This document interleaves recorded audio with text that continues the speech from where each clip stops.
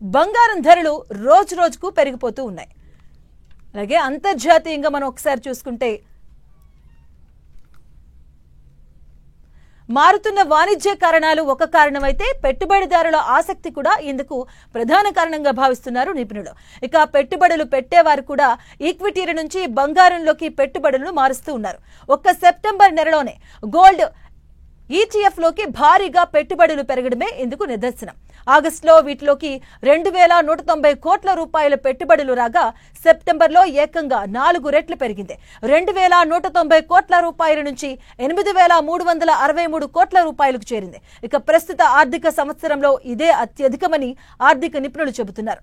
ఇక సెప్టెంబర్ నెలలోనే గోల్డ్ మీద పెట్టిన పెట్టుబడులతో ఇక మ్యూచువల్ ఫండ్స్ నిర్వహణలో ఉన్న గోల్డ్ ETFల ఆస్తుల విలువ ఏకంగా 90,000 కోట్ల రూపాయలను క్రాస్ చేసింది. దీంతో పాటు పెట్టుబడిదారుల వెండి ETFలపై కూడా భారీగా ఇన్వెస్ట్ చేస్తున్నారు. దీంతో వెండి ETFలపై భారీగా గిరాకీ పెరిగింది. ఈక్విటీ మ్యూచువల్ ఫండ్స్ లోకి నిధుల ప్రవాహం సెప్టెంబర్లో 30,421 కోట్లుగా నమోదైనట్లుగా తెలుస్తుంది. ఇక బంగారం ధర దాదాపుగా ఏడాదిన్నర కాలంలోనే రెట్టింపైంది. దీంతో ఆభరణాలను కొనుగోలు చేయలేని పరిస్థితి సామాన్య మధ్యతరగతి ప్రజలకు ఎదురవుతుంది. ఆభరణాల విక్రయాలు తగ్గినట్లు వ్యాపారులు స్పష్టం చేస్తున్నారు. ఇదే సమయంలో బంగారం ఆభరణాల వడ్డీ వ్యాపారం మాత్రం అనూహ్యంగా పెరుగుతుంది. ఆభరణాలు తాకట్టు పెట్టుకుని అప్పులు ఇచ్చే సంస్థల వ్యాపారం వేగంగా విస్తరిస్తుంది.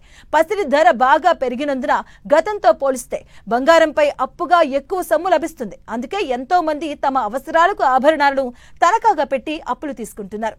బంగారం ఆభరణాలు తనఖా మార్కెట్లో బ్యాంకులు మళ్లీ క్రియాశీలకంగా మారుతున్నాయి. కొంతకాలంగా ఈ విపణిలో NBFCలు తమ వాటా గణనీయంగా పెంచుకున్నాయి.